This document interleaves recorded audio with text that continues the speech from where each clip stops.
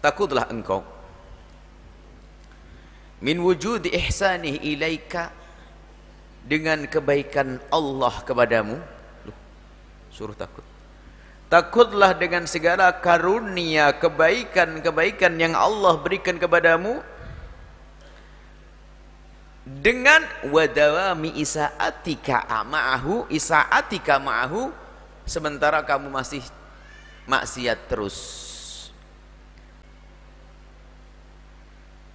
Ayyakuna dzalika istidrajan lak. Awas, jangan-jangan itu adalah istidraj. Istidraj itu adalah kelihatannya karunia, tapi sesungguhnya itu adalah siksa. Kelihatannya adalah nikmat, tapi sesungguhnya adalah bencana. Bencana dalam bentuk nikmat. Seolah-olah nikmat diberikan kepada seorang hamba, sebetulnya itu bencana. Bahkan muqaddimah bencana. Ada orang diberi Allah kekayaan, orang berkata ini nikmat. Bukan, ternyata kekayaan ini Allah jadikan untuk dia karena Allah ingin masukkan dia ke neraka yang paling dalam. Maka dia kaya seolah mendapatkan nikmat, tapi dia tidak bersyukur, tidak menggunakan hartanya untuk kebaikan. Maka karena kaya dia bermaksiat semakin banyak, segala kejahatan dilakukan, maka itu akan menjadi untuk dilempar dia ke neraka yang lebih dalam lagi. Kelihatannya bentuknya nikmat, tapi ternyata adalah hukuman, ternyata musibah, namanya istidraj. Sanastadrijuhum min haitsu la ya'lamun. Allah itu akan memberikan istidraj tanpa disadari. Seorang hamba akan istidraj. Jadi gini, bab sebelumnya kita diajak merenung tentang syukur, kalau tidak salah kemarin ya, Ibn Athaillah ya, syukur. Ketahuilah bahwasanya dikatakan bahwasanya man lam yashkurin ni'mata faqad ta'arrada li zawaliha. Barang siapa yang tidak mensyukuri nikmat Allah, maka nikmat itu akan segera hilang, akan hilang. Mungkin Anda berkata setelah itu, selalu disambung dengan hikmah ini. Mungkin orang berkata, syukurnya gimana sih?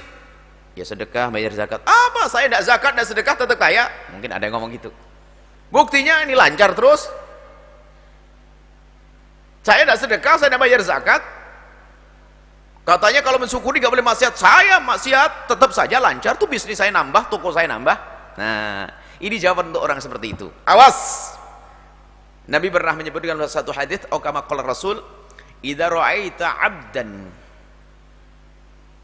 Nah, kalau engkau melihat seorang hamba, atau kama qala Rasul, a'tahu Allahu ni'matan, Allah memberikan kepadanya nikmat, wa huwa muqimun fil maksiati, sementara ia di dalam kemaksiatan, fa'lam annahu istidraj, maka ketahuilah itu adalah istidraj.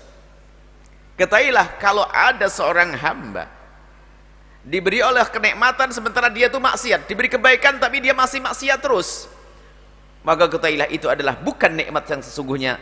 Sebetulnya itu adalah istidraj atau hukuman Allah yang dalam bentuk nikmat, seolah-olah dalam kelihatan nikmat tapi hukuman. Atau istidraj itu adalah sesuatu, tadi kan jelas, sesuatu yang kelihatannya baik sesungguhnya tidak baik baginya, karena Allah ingin masukkan dia ke neraka. Nah sekarang kita perlu koreksi diri kita. Mungkin pernah terlintas di benak kita, iya saya maksiat juga tetap jalan, rezeki banyak. Ada sebelah nggak sholat lancar kaya raya, nggak sholat, saya sholat terus pelarat. Nah mulai iman kita kropos. Yang tidak sholat lalu diberi kekayaan, yang tidak zakat kekayaan tetap lancar, karena dia tidak disayang oleh Allah. Karena dia tidak disayang oleh Allah, karena apa? Dia ditempatkan di neraka yang paling dalam, akan diberatkan di dunia dengan dosa-dosa dengan hartanya. Maka harta itu tersebut bukan nikmat yang sesungguhnya, akan tapi justru dengan harta itulah dia akan masuk neraka yang paling dalam.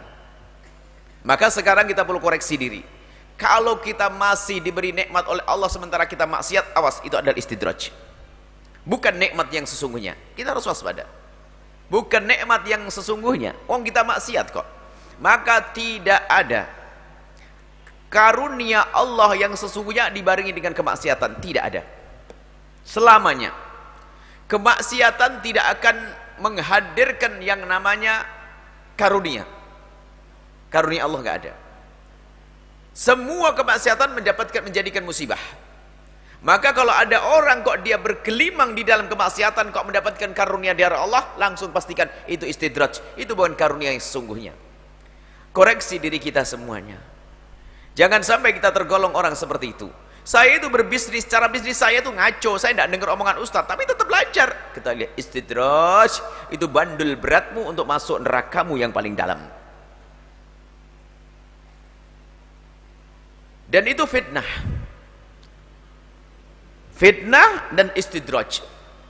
Hartamu adalah fitnah, semua yang Allah berikan kepadamu adalah fitnah. Disebutkan bahwasanya jika karunia yang Allah berikan kepadamu ternyata menjadi sebab dirimu jauh dari Allah, itulah fitnah, bukan karunia. Dulu belum punya motor, rajin ngaji pakai sepeda engkol. Dengar-dengar sudah beli sepeda motor, nggak pernah kelihatan lagi. Maka sepeda motor itu musibah bagi dia. Dulu waktu perawan ngaji kelihatan terus. Setelah menikah nggak kelihatan lagi. Wah, suamimu fitnah bagimu. Dulu ngaji rajin sebelum menikah, tak tahu setelah menikah nggak kelihatan. Istrimu fitnah bagimu, hai anak-anakku. Hati-hati. Karena apa? Kalau nama nikmat yang sesungguhnya itu akan menjadikan kita semakin dekat kepada Allah. Ada orang dia sudah dekat kepada Allah, diberi Allah kekayaan, yang ada syukur. Makanya perintah syukur itu untuk menguatkan ibadah. Bersyukur, bersyukur, bersyukur, bersyukur. Kalau orang semakin bersyukur, semakin dia merasakan nikmat yang besar, semakin kuat syukurnya.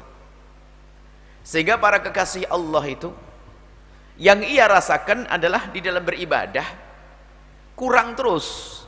Nggak ada orang yang berkata, aku sudah syukur kok. Syukur ini paling berat. Makanya kemarin dikatakan orang yang bisa bersyukur itu sedikit. Dan syukur kita pun tidak akan mencukupi, tidak akan sesuai dengan karunia Allah. Teramat besar karunia Allah yang Allah berikan kepada kita. Amat banyak nikmat Allah. Minta, ada nikmat yang kita tidak minta, ada nikmat yang kita sadari, ada nikmat yang kita tidak sadari, ada nikmat yang kita ketahui, dan alangkah banyaknya nikmat yang tidak kita ketahui. Kita tidak mengetahui ternyata nikmat, banyak nikmat. Subhanallah. Nah ini, kita nikmat Allah, bahkan subhanaka la nuhsi thana'an 'alaika anta kama athnayta 'ala nafsik. Kita tidak akan menyanjung Allah karena karunia-Nya seperti Allah menyanjung dirinya. Nggak ada habis. Kita tidak akan mampu bersyukur. Kalau kita ingin menghitung nikmat Allah, la tuhsuha, kau tidak akan mampu menghitungnya. Dan kalau kita ingin mensyukuri nikmat Allah, nggak akan mampu kita mensyukuri secara sesungguhnya. Di saat seorang hamba bisa bersyukur atas karunia yang Allah berikan kepadanya, maka ketahuilah rasa syukur dan kemampuan bersyukur itu pun ternyata nikmat baru lagi dari Allah yang harus disyukuri. Kapan berakhir? Allah menjadikan kita bersyukur, maka itu nikmat dari Allah lagi. Di saat kita ingin mensyukuri nikmat, ternyata dengan syukur yang kita hadirkan, itu pun nikmat dari Allah. Dan nikmat itu pun perlu disyukuri lagi, nggak ada habisnya. Teramat besar karunia dari Allah Subhanahu wa ta'ala. Maka dari itu, ayo kita semua merenungi. Karunia apa? Ini kembali kepada hikmah yang pertama. Karunia apa yang Allah berikan kepada kita? Harta, keluarga, anak, istri, suami, kendaraan, pangkat, apa saja. Ayo kita syukuri. Kalau tidak kita syukuri, akan menjadikan nikmat itu hilang. Kalau ternyata tidak hilang, istidraj bagimu. Nggak enak semuanya. Jadi syukur harus. Mau tidak mau. Syukur. Baginda Nabi syukurnya gimana? Menggunakan sesuatu yang Allah berikan kepadanya untuk yang Allah ridhai. Syukur semakin kuat ibadahnya. Matanya untuk melihat Al-Quran, lihat ibunda dengan penuh penghormatan. Baginda Nabi ditemukan oleh Siti Aisyah, sholatnya banyak sekali sampai hatta tawarramat qadamah, sampai kakinya bengkak. Padahal Nabi surganya tertinggi, nggak ada yang lebih tinggi dari surga Nabi. Dan Nabi tidak pernah punya dosa. Akan tapi Nabi masih melakukan ibadah seperti itu hatta tawarramat qadamah, sampai kakinya bengkak. Lalu Siti Aisyah bertanya, ya Rasulullah, kenapa kok capek-capek kau seperti itu ya Rasulullah? Bukankah Allah telah mengampuni dosamu yang lalu dan akan datang? Maksudnya kau tidak berdosa dan kau maksum ya Rasulullah. Tapi kenapa kok ibadah seperti itu? Beliau menjawab dengan sederhana, afala akunu abdan syakura. Apakah enggak boleh kalau aku mensyukuri nikmat Allah? Allah. Mensyukuri nikmat Allah.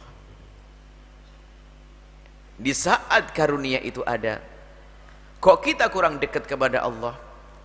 Maka ketahuilah itu namanya istidraj, dan itu lebih serem lagi. Allah akan menistidraj. Jadi terlena. Dan ujian yang paling berat itu ternyata bukan ujian di saat diberi kekurangan oleh Allah. Jika ada orang sakit, begitu mudahnya ia mengadu Allah, Allah, Allah, Allah. Nyungsep bisnisnya, begitu mudahnya datang kepada seorang kiai, minta doa agar kembali bisnisnya untuk menjadi baik. Mengadu kepada Allah di tengah malam karena dia adalah nyungsep, dia pailit. Akan tapi di saat diberi Allah karunia, lihat, kaya, harta melimpah, lupa. Padahal kekayaan adalah ujian juga. Maka ujian yang paling berat adalah ujian yang dalam bentuk itu, bukan ujian yang seperti musibah, ujian dalam bentuk nikmat. Ujian dalam bentuk itu nikmat, itu ujian yang sesungguhnya. Sayyidina Umar bin Khattab pernah, di saat beliau bisa menaklukkan negeri-negeri itu, langsung teringat Rasulullah. Dan beliau berkata, waktu Rasulullah dan khalifah Abu Bakar, negeri-negeri itu belum ditaklukkan. Artinya secara zahir, apa yang telah aku taklukkan lebih gede daripada yang ditaklukkan oleh Sayyidina Rasul dan Sayyidina Abu Bakar. Lalu beliau berkata, menangis saat itu dan berkata, sungguh di saat Allah belum mentakdirkan negeri-negeri itu taklukkan oleh Rasulullah dan Sayyidina Abu Bakar, bukan karena Allah tidak menghendaki kebaikan bagi Rasulullah dan Sayyidina Abu Bakar Siddiq. Dan di saat Allah membuka kemenangan untukku, bukan berarti Allah menghendaki kebaikan untukku, akan tapi semata-mata ujian untuk Umar bin Khattab. Syukur atau tidak? Gitu kan? Nggak sempat Sayyidina Umar lebih luas dari jangkauannya Nabi. Nggak pernah Sayyidina Umar begitu. Malah berkata, di saat kemenangan ada padaku, kejayaan bersamaku, perluasan negeri bersamaku, bukan karena itu terbaik untukku, akan tapi itu semata-mata ujian untukku. Apakah aku bersyukur atau tidak? Kita sering dengan karunia Allah ini terlena, betul, banyak terlena, dengan kekayaan terlena, dengan pangkat terlena. Maka itulah istidraj, seolah-olah masuk surga, akan ternyata itu menjadi beban untuk masuk neraka jahanam. Baik, mari kita koreksi semuanya. Ingat, semua kemaksiatan tidak akan menghadirkan karunia. Semua kemaksiatan. Dan jika ada orang diberi Allah jika ada seorang bermaksiat kok masih diberi Allah karunia, maka ketahuilah itu adalah istidraj, bukan kenikmatan yang sesungguhnya. Akhirnya musibah besar bagi seorang hamba tersebut. Dan semoga Allah menjadikan kita hamba yang senantiasa bisa mensyukuri nikmat-nikmat Allah, dan semoga nikmat yang Allah berikan kepada kita benar-benar nikmat, bukan sebuah istidraj, akan tapi muqaddimah nikmat yang Allah berikan kepada kita di dunia sebagai muqaddimah keindahan nanti di akhirat. Harta yang Allah berikan kepada kita, semoga itu adalah muqaddimah kita bakal dikayakan nanti di akhirat. Keluarga kita juga muqaddimah kebersamaan nanti akhirat. Pasangan kita, semoga itu adalah muqaddimah ya kebersamaan kita nanti di akhirat, bukan musibah untuk kita. Wallahu a'lam bissawab.